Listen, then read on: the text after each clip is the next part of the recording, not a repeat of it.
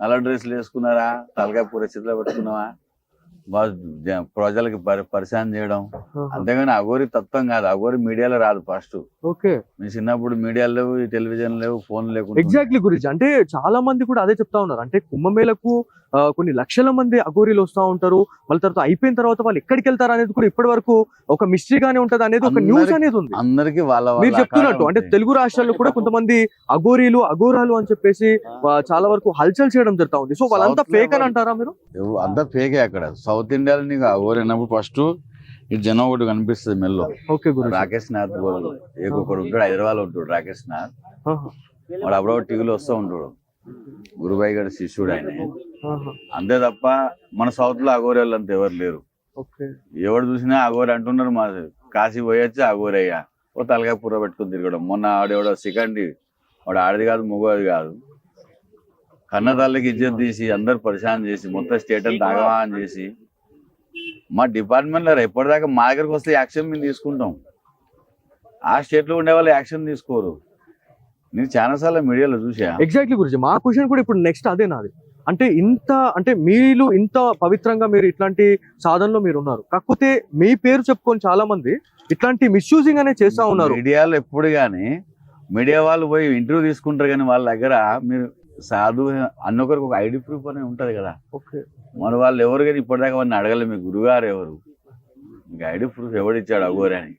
బ్రహ్మ విష్ణు మహేశ్వర్ కాళీ ఓ నాగా అఘోరి కొంచెం డిపార్ట్మెంట్ నుంచి వచ్చిన వాళ్ళు వీళ్ళంతా ఏం పేర్లు అవి ఎవరన్నా. ఇవి ప్రజలు కూడా దాని వెనకాల పడుతూ ఉంటారు. చాలా సంతోషంగా ఉంది గురించి. అంటే నేను ఫస్ట్ మీతో మాట్లాడేటప్పుడు నేను హిందీలో మాట్లాడుతున్నాను, ఎందుకంటే నార్త్ ఇండియాకి వచ్చిన తర్వాత చాలా మంది నార్త్ ఇండియన్స్ మనకి అఘోరీలుగా మనకు కనిపిస్తూ ఉంటాయి. కాకపోతే మీతో క్వశ్చన్ చేసే టైంలో మీరు తెలుగులో మాట్లాడేసరికి మేము ఒకటేసారి షాక్ అయినాం. అంటే తెలుగు రాష్ట్రాలకు సంబంధించిన అఘోరీలు కూడా ఉన్నారా అంటే ఇప్పుడు చాలా మంచి ఇప్పుడు సుమన్ టీవీ వేదికగా చాలా మందికి ఒక డౌట్స్ అనేది క్లియర్ కావాలి అని చెప్పేసి నేను అనుకుంటున్నాను. అంటే అఘోరి అనే వాళ్ళు ఎవరు లేరు. ఎవరు ఉన్నారు అక్కడి నుంచి వచ్చి ఇక్కడే ఉంటారు. ఆంధ్ర నుంచి కూడా సాధువులు ఉన్నారు, తమిళనాడు నుంచి కేరళ నుంచి అన్ని స్టేట్ల నుంచి ఉన్నారు సాధువులు. మరి వాళ్ళు అక్కడ పోయి ఉండరు, వాళ్ళు ఇక్కడే ఉంటారు. మేము కూడా చిన్నప్పుడు వచ్చాం, ఇక్కడే ఉంటున్నాం. గురించి మీ ప్రస్థానం గురించి చెప్పండి గురించి. అంటే మీరు ఎప్పుడు ఈ అఘోరిగా మారడం జరిగింది, ఎప్పుడు ఈ అఘోరిలో అంటే మీరు ఇక్కడికి రావడం జరిగింది నార్త్ ఇండియాకి? తిరుపతిలో ఉండేవాడిని. పిఆర్నాథ్ అఘోరి అని రాజశేఖర రెడ్డి వాళ్ళ తమ్ముడు అవుతాడు, ఆయన దగ్గర ఉండేది చిన్నప్పుడు. ఆయన ఇప్పుడు తిరుమల బాటగం గుడి దగ్గర సమాధి ఉంది, అక్కడ నుంచి మన యాత్ర స్టార్ట్ అయ్యింది. తిరుమల టీటీ ఎంప్లాయీస్ డ్యూటీ కూడా చేసి ఉంది చిన్నప్పుడు.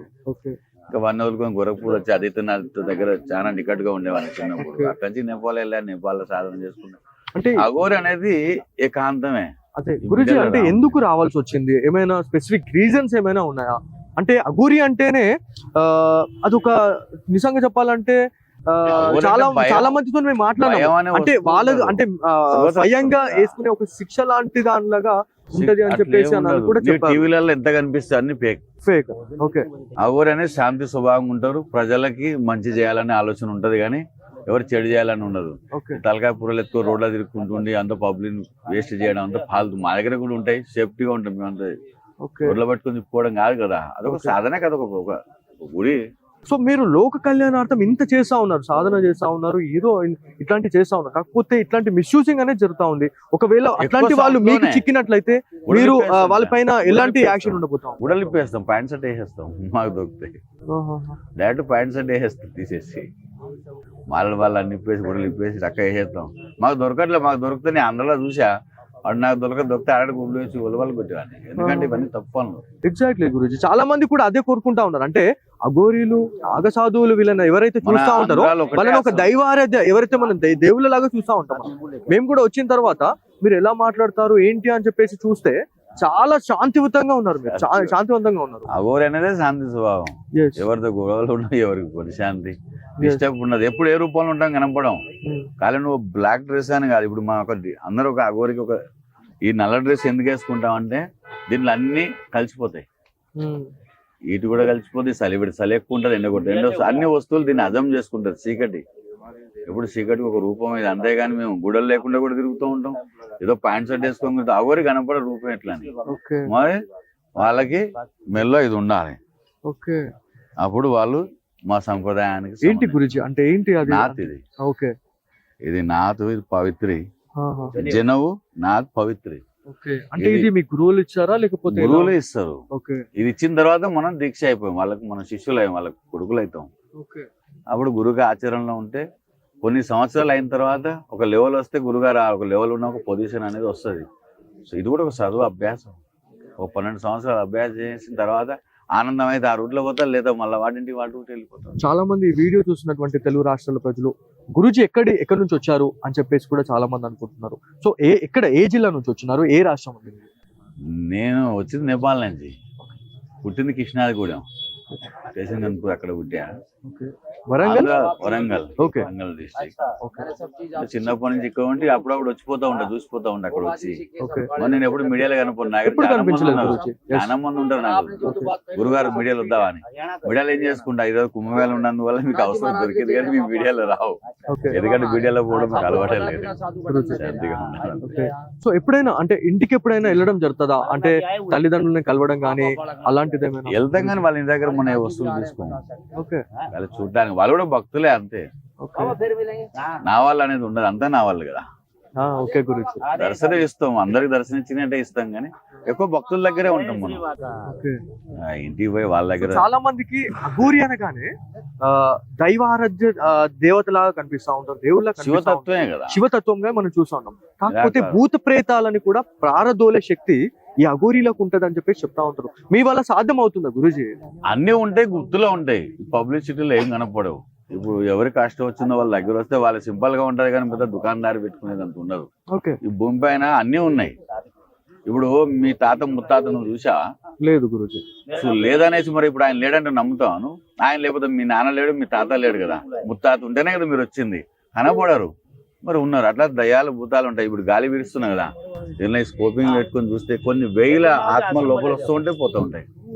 వైరస్ ఏంటి వైరస్ కనపడవు, ఉన్నాయి, గుప్తుగా ఉంటాయి. కలియుగం కదా, ఓకే. అన్ని ఉన్నాయి, మరి గుప్తుగా ఉంటాయి. ఇవంతా ఈ శ్మశానాలు కట్టుకోవడం, మనుషులు కూర తినడం, ఇదంతా అంతా ఫేక్ పనులు. అంటే ఇదంతా కూడా వట్టి మాటలేనంటారా? అంటే శ్మశాన వాటికలకు వెళ్ళి అక్కడ ఏదైతే శ్మశానంలో ఉన్నటువంటి బాడీలో నుంచి పీసెస్ లా తీసుకొని వాళ్ళు తింటారు, మేము తింటాము అని చెప్పేసి కూడా చాలా వరకు కూడా మనకి సోషల్ మీడియాలో మనకి న్యూస్ వస్తుంది.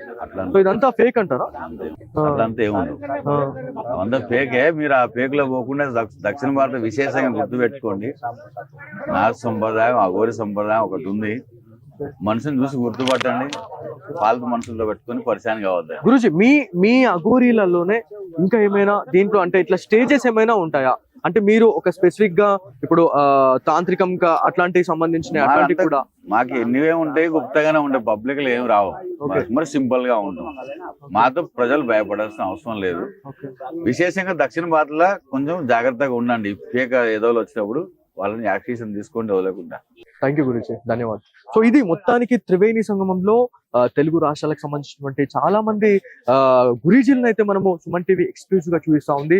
సో మనకి అఘోరి అంటే ఏంటి అనేది చాలా మంచిగా వివరించడం జరిగింది. తెలుగు రాష్ట్రాల్లో కొంతమంది సంచలనాత్మకంగా కొన్ని వీడియోస్ కూడా మనకు వైరల్ అవుతా ఉన్నాయి. వాళ్ళంతా కూడా ఫేక్ అని చెప్తా ఉన్నారు. ఎందుకంటే వీళ్ళని ఇక్కడికి వచ్చిన తర్వాత మనం చూస్తే వీళ్ళలో అంటే అఘోరి అంటే ఒక డిసిప్లిన్ అండి.